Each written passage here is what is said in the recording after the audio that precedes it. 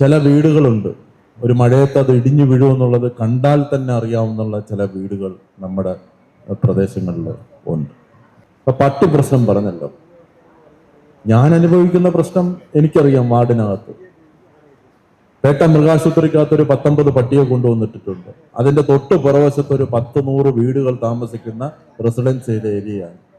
ഞാനോ മേയറോടെ ചെന്നാൽ അവിടെ പിടിച്ച് കെട്ടിവെക്കുന്ന രൂപത്തിലേക്കാണ് അവിടുത്തെ ആളുകളുടെ സ്ഥിതി എന്ന് പറയുന്നത്. 10 ഏക്കറോ 2 ഏക്കറോ 5 ഏക്കറോ കണ്ട്, അല്ലെങ്കിൽ ഒരു കുറച്ച് സ്ഥലങ്ങൾ കൊണ്ടൊരു ഷെൽട്ടർ ഹോം എടുത്താൽ മാത്രം തീരുന്ന പ്രശ്നമല്ല തിരുവനന്തപുരത്തെ പട്ടി പ്രശ്നം എന്ന് പറയുന്നത്. ദൈവം തമ്പുരാൻ വിചാരിച്ചാൽ പോലും തീരാത്ത പ്രശ്നമായി മാറിക്കൊണ്ടിരിക്കുന്നതാണ് തിരുവനന്തപുരം നഗരത്തിനകത്തുള്ള പട്ടി പ്രശ്നം എന്ന് പറയുന്നത്. അത് 1-2 മീറ്റിംഗ് വിളിച്ചിട്ട് ചില ഷെൽട്ടറുകൾ മാത്രം വെച്ചത് കൊണ്ട് ഒരു കാരണവശാലും പരിഹരിക്കാൻ വേണ്ടിയിട്ട് പോകുന്ന പ്രശ്നമല്ല.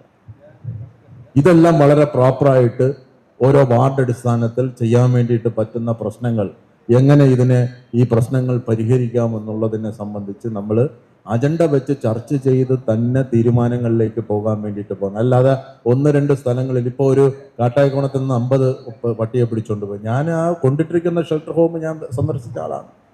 ആ നാട്ടുകാരുണ്ടാക്കുന്ന പ്രശ്നം ചെറുതാണ്. ഏതെങ്കിലും രാഷ്ട്രീയ ഭേദമില്ലാത്ത രൂപത്തിൽ എല്ലാ പൊളിറ്റിക്കൽ പാർട്ടീസും ഒറ്റക്കെട്ടായിട്ട് നിന്നിട്ട് അതിനെ ചെറുക്കുകയല്ലേ ചെയ്യുന്നത്. അപ്പൊ അതുകൊണ്ട് പ്രത്യേകിച്ച് പ്രശ്നമൊന്നുമില്ല. ഞാൻ പോയതല്ലേ ഇപ്പൊ എനിക്ക് പിന്നെ പ്രശ്നം ഉണ്ടാവുന്നുള്ളതിനെ ശരി ഇല്ലെങ്കിൽ വേണ്ട, സന്തോഷം.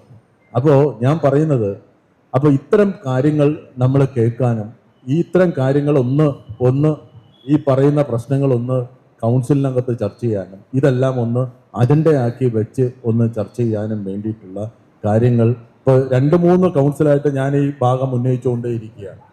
ഇത് ചർച്ച ചെയ്യുന്നത് കൊണ്ട് വേറെ പ്രശ്നമൊന്നും ഉണ്ടാവാൻ വേണ്ടിയിട്ട് പോകുന്നില്ല. അത് പ്രശ്ന പരിഹാരത്തിന് വേണ്ടിയിട്ട് അങ്ങോട്ടും ഇങ്ങോട്ടും കുറ്റം പറയുകയും പഴയ കാര്യങ്ങളും പുതിയ ഭരണസമിതിയെ സംബന്ധിച്ചുള്ള ആക്ഷേപങ്ങൾ അങ്ങോട്ടും ഇങ്ങോട്ടും ഉന്നയിക്കുന്നത് പകരം ഇനി എന്ത് ചെയ്യാൻ പറ്റുമോ എന്നുള്ളതിനെ സംബന്ധിച്ചുള്ള ഒരു ചർച്ച നടത്താൻ വേണ്ടിയിട്ട് ഇനിയെങ്കിലും കൗൺസിൽ, ഇപ്പൊ തന്നെ വൈകിപ്പോയി എന്നുള്ള വളരെ വിമർശനമാണ് ഞാൻ ഈ കൗൺസിലിനകത്ത് വെക്കുന്നത്. ഇനിയെങ്കിലും യാഥാർത്ഥ്യം മനസ്സിലാക്കിക്കൊണ്ട്, റിയാലിറ്റി മനസ്സിലാക്കിക്കൊണ്ട് നമ്മൾ ഈ കാര്യങ്ങളുമായിട്ട് അജണ്ട വെച്ച് ഈ പ്രശ്നങ്ങൾ എത്രയും പെട്ടെന്ന് അഡ്രസ് ചെയ്യേണ്ട പ്രശ്നങ്ങൾ, ജനങ്ങളുടെ പ്രശ്നങ്ങൾ അജണ്ട വെച്ച് നമ്മൾ കാര്യങ്ങൾ ചെയ്യണം എന്നുള്ളത് വിനയപൂർവ്വം ഞാൻ ഈ കൗൺസിലിനകത്ത് പറയുകയാണ്. ഇല്ലെങ്കിൽ വരാൻ പോകുന്ന എല്ലാ ദുരന്തങ്ങളെ സംബന്ധിച്ച് നമ്മൾ ഏറ്റെടുക്കേണ്ടതായിട്ട്.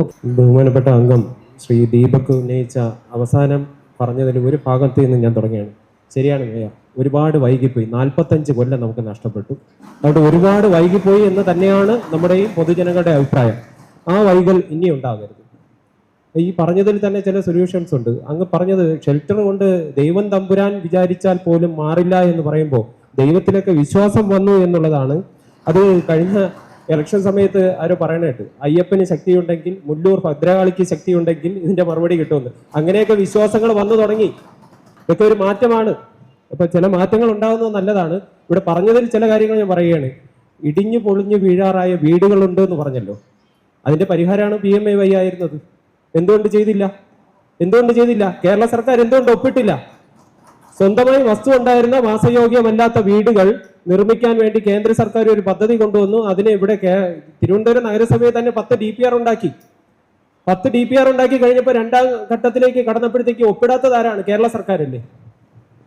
അതിനെ നഗരശികാന്ത് എതിർക്കും.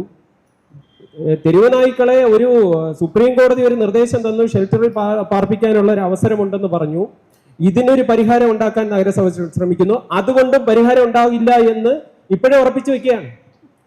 സത്യത്തിൽ ഞാൻ സൂചിപ്പിക്കാൻ ഉദ്ദേശിക്കുന്നത്, ശരിക്കും ഇവിടെ നേരത്തെ തെരുവുനായയുടെ ശല്യം ഉന്നയിച്ച ആൾക്കാരോട് പറയുന്നത്, ബഹുമാനപ്പെട്ട വിൻസെന്റ് MLA അവിടെ പോയി സമരം ചെയ്യില്ലെന്ന് പറയണം. കാരണം ഈ ഷെൽട്ടർ ഉണ്ടാക്കുമ്പോൾ 7-8 വർഷക്കാലം ഈ ഷെൽട്ടർ അവിടെ പ്രവർത്തിച്ചിരുന്നു. ഒരു ജനങ്ങളും അവിടെ കൊടിപിടിച്ചില്ല, ഒരു ജനങ്ങളും പ്രതിഷേധം ചെയ്തില്ല.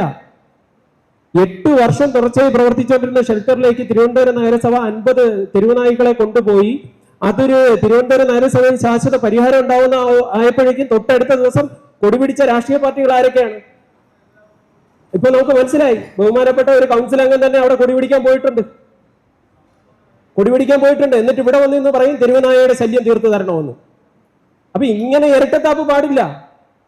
ഇങ്ങനത്തെ ഇരട്ടത്താപ്പുകൾ പ്രോത്സാഹിപ്പിക്കാനും പാടില്ല.